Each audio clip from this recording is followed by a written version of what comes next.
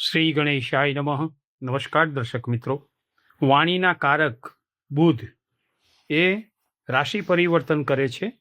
જેની વાણી મીઠી ન હોય, પરીક્ષાના સમયે લખી ન શકાય. તમે એમ લાગે કે મને બધું આવડે છે, પણ પરીક્ષાના સમયે તમે લખો તો લખી ના શકાય, યાદ ન રહે.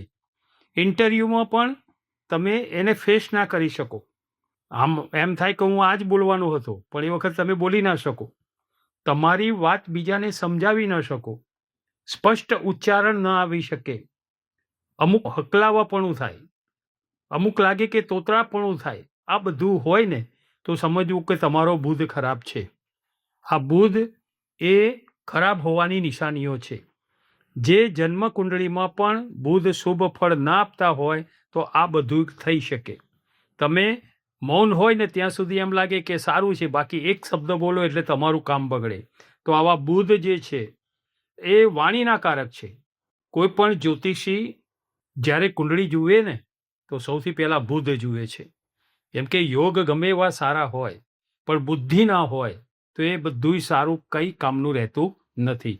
તો હવે આપણે બુધ જે છે ચંદ્રની કર્ક રાશિમાં, ચંદ્રમાની જલ તત્વની રાશિ કર્ક રાશિમાં બુધ તારીખ 22/6/2024 બપોરે 3:53 કર્ક રાશિમાં બુધનું ગોચર થાય છે.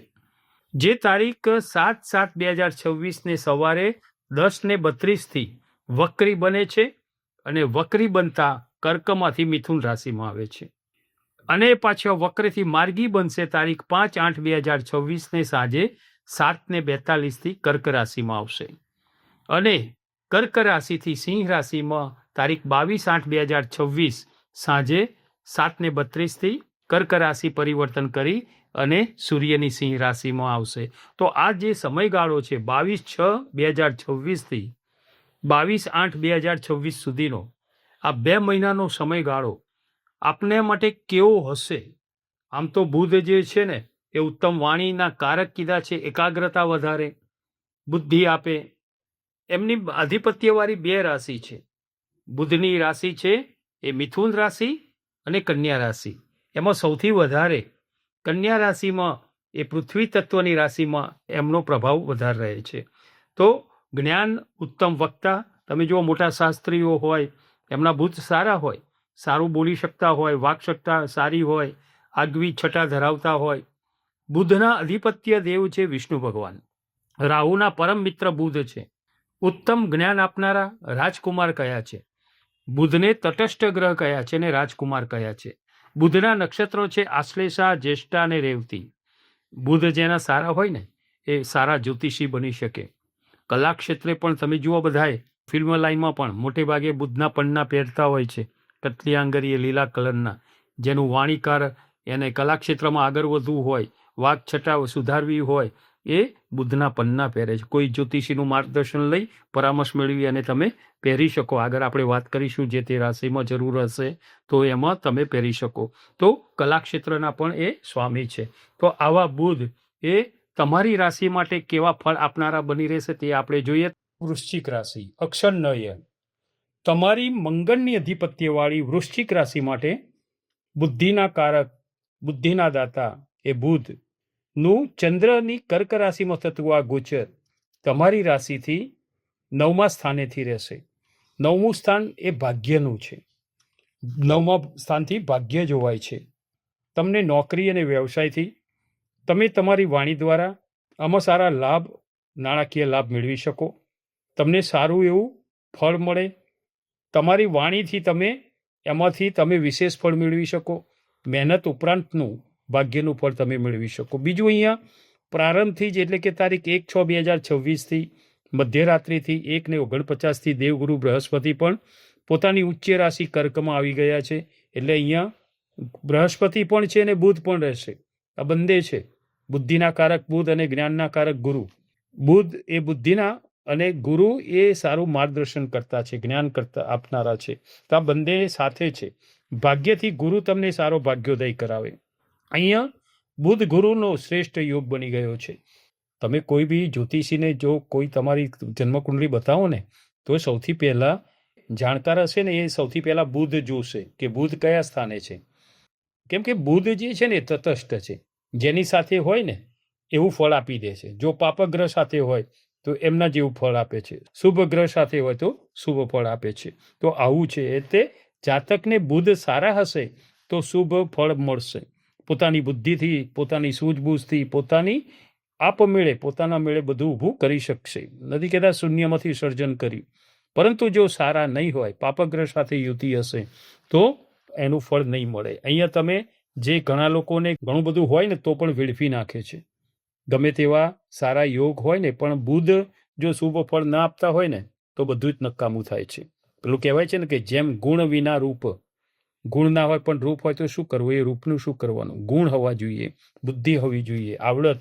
અહીંયા બુધ સારા સ્થાને હોય તો જાતકની બુદ્ધિમાન બનાવે છે. જાતકને કંઈક સારું કરી શકશે. આપણે ઘણા લોકોનું સાંભળીએ છીએ, તેમને ખૂબ હતું પણ બધું વેડફી નાખ્યું, બધું ખલાસ કરી નાખ્યું. આવું ઘણા લોકોનું સાંભળીએ છીએ. તો આ બુધ સારા ના હોય ને તો હોય ને બધું વેડફી નાખે છે. અહીંયા બીજું જોઈએ તો દૈત્ય ગુરુ શુક્ર પણ 8/6/2026 સાંજે 5:44 પોતાની શત્રુ રાશિ ચંદ્રની કર્ક રાશિમાં આવ્યા છે, જે તારીખ 4/7/2026 સાંજે 7:15 સુધી રહેશે. પછી 4/7/2026 સૂર્યની સિંહ રાશિમાં શુક્ર આવશે. તો આ અહીંયા દૈત્ય ગુરુ શુક્ર પણ તમારી રાશિથી 9મા ભાગ્ય સ્થાનેથી આ ગોચર કરે છે. તમને અહીંયા લાભ કરતા બની રહે. શુક્ર ભૌતિક સુખના કારક કીધા છે. મોજ શોખ, ભોગવિલાસ આ બધું શુક્રથી મળે છે અને તમને ભાગ્યથી આ એનું એ લાભ થાય. સોનેરો સમય બની શકે આ તમારા માટે. તમારે હાલ કોઈ મહાદશા પણ ચાલતી નથી. શનિદેવની દૈયા પણ હતી, એ ગયા વર્ષે ઉતરી ગઈ છે. અહીં તમે તમારી બચત વધારી શકો, નવું રોકાણ કરી શકો, સારું ભૌતિક સુખ મેળવી શકો.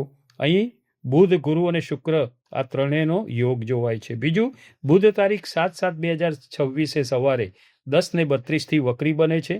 વક્રી બનીને મિથુન રાશિમાં આવશે, જે તમારી રાશિથી અષ્ટમ સ્થાનેથી.